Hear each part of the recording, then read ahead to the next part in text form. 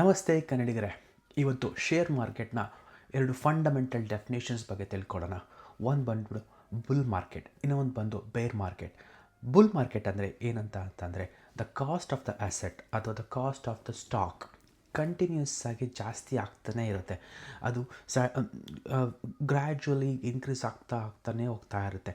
Usually ಇದು ಹೆಂಗೆ, the reason is, ಇವಾಗ ಇನ್ವೆಸ್ಟರ್ಸ್ ಅಥವಾ ಬೈಯರ್ದು ಇಂಟ್ರೆಸ್ಟ್ ಅದ್ರ ಮೇಲೆ ಸ್ಟಾಕ್ ಮೇಲೆ ಇರುತ್ತೆ ಅಥವಾ ಅಸೆಟ್ ಮೇಲೆ ಇರುತ್ತೆ. ಅದನ್ನ ಕಂಟಿನ್ಯೂಸ್ ಆಗಿ ಬೈನೇ ಮಾಡ್ತಾ ಇರ್ತಾರೆ.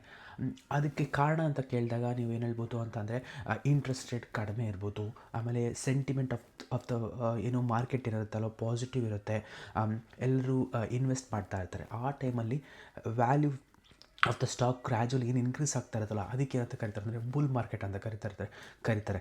ಆಮೇಲೆ ಇದ್ರದ್ದು ಆಪೋಸಿಟಾಗಿ ಬರೋದೇ ಬೇರ್ ಮಾರ್ಕೆಟ್. ಬೇರ್ ಮಾರ್ಕೆಟ್ ಅಂತ ಅಂದರೆ the cost of the asset ಅಥವಾ cost of the stock goes down gradually. ಅದೇನಾಗ್ತಾ ಇರುತ್ತೆ ಅಂದರೆ ವ್ಯಾಲ್ಯೂ ಏನು ಕೆಳಗೆ ಬೀಳ್ತಾನೇ ಇರುತ್ತೆ.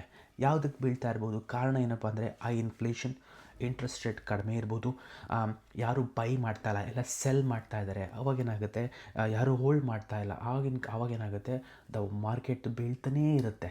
ಅದಕ್ಕೆ ಅಂತ ಕರೀತಾರೆ ಬೇರ್ ಮಾರ್ಕೆಟ್ ಅಂತ ಕರೀತಾರೆ. ಎಕ್ಸಾಂಪಲ್ ಕೊಡ್ತೀನಿ. ಕೋವಿಡ್ನಲ್ಲಿ ಮಾರ್ಚ್ 2020 ಏನಾಯಿತು, ಸಡನ್ನಾಗಿ ಕೋವಿಡ್ ಬಂತು, ಎಲ್ಲರೂ ಗಾಬರಿ ಆದರು. ಅವಾಗೇನಾಯಿತು, ಸ್ಟಾಕ್ ಮಾರ್ಕೆಟಲ್ಲಿದ್ದು ಎಲ್ಲರೂ ಸೆಲ್ ಮಾಡೋಕ್ಕೆ ಶುರು. ಸೊ ಎಲ್ಲನೂ ಸೆಲ್ ಮಾಡ್ತಾನೇ ಇದ್ದರು. ಇದೇ ಥರ ಯಾವಾಗಾಗಿತ್ತು 2008 ಹೌಸಿಂಗ್ ಕ್ರೈಸಿಸ್. ಆವಾಗಲೂ ಎಲ್ಲರೂ ಫುಲ್ ಪ್ಯಾನಿಕ್ ಆಗೋದ್ರು.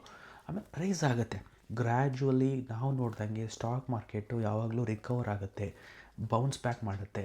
ಬುಲ್ ರನ್ ಹಿಂಗಿರುತ್ತೋ ಅಡ್ಜಸ್ಟ್ಮೆಂಟ್ ಆಗುತ್ತೆ, ಅಡ್ಜಸ್ಟ್ ಆಗಿಬಿಟ್ಟು ಸ್ವಲ್ಪ ದಿನ ಬೇರ್ ಮಾರ್ಕೆಟಿಗೆ ಬರುತ್ತೆ. Bear market usually gradually 9 months ಇರುತ್ತೆ. ಬಟ್ ಬುಲ್ ರನ್ ಏನಿರುತ್ತಲ್ಲ 3 to 4 years ತನಕ ಇರುತ್ತೆ.